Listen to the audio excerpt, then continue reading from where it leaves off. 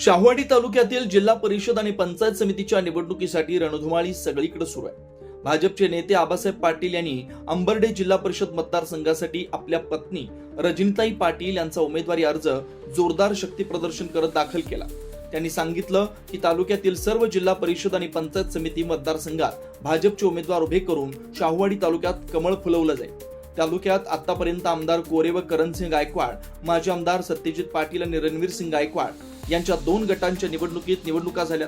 मात्र यावेळी भाजपनं तालुक्यातील खेडेगावातील जनतेचा प्रश्न सोडवण्यासाठी शासनाकडून येणाऱ्या योजना ग्रामीण भागातील जनतेपर्यंत पोहोचवण्याचं काम सातत्याने केलं। यामुळे तालुक्यात भाजपचे कार्यकर्ते तयार झाले। उमेदवारी अर्ज दाखल करताना तालुक्यातील भाजप कार्यकर्ते, महिला तसेच स्थानिक जनता मोठ्या संख्येने उपस्थित होती।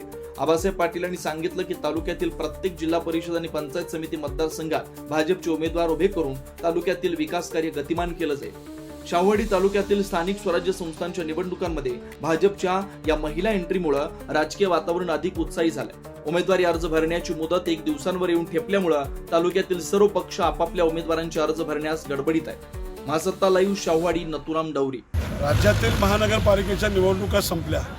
महानगरपालिकेचं घवघवीत यश भाजपच्या पारड्यात पडलं। प्रचंड मतदारांनी, लोकांनी माननीय मुख्यमंत्री देवेंद्रजी फडणवीस साहेब यांच्यावरती विश्वास टाकला आणि या विश्वासास अर्थात पुढे कायम ठेवत आज कोल्हापूर जिल्ह्यात सुद्धा जिल्हा परिषद आणि पंचायत समितीच्या निवडणुका जाहीर झालेल्या आहेत। या निवडणुकीमध्ये प्रथमच शाहूवाडी तालुक्यामध्ये भारतीय जनता पार्टीच्या कमळ या चिन्हावर सौ रजनीताई विजय पाटील या अंबाडे मतदारसंघातून निवडणूक लढवत आहेत। आज प्रचंड ताकदीने महिला भगिनींना सोबत घेऊन आज हा अर्ज भरण्यासाठी तहसील कार्यालयावरती सर्व शेतकरी, कष्टकरी, कामगारांच्या सोबत आज अर्ज भरून या तालुक्यामध्ये कमळ फुलवण्याचा प्रयत्न भारतीय जनता पार्टीच्या वतीनं होणार आहे। तुमच्या नेतृत्वाखाली इतर कुठली मतदारसंघ लढवणार?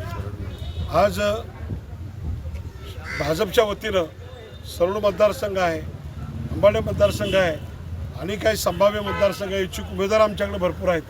त्यांच्या बाबतीत चर्चा होईल।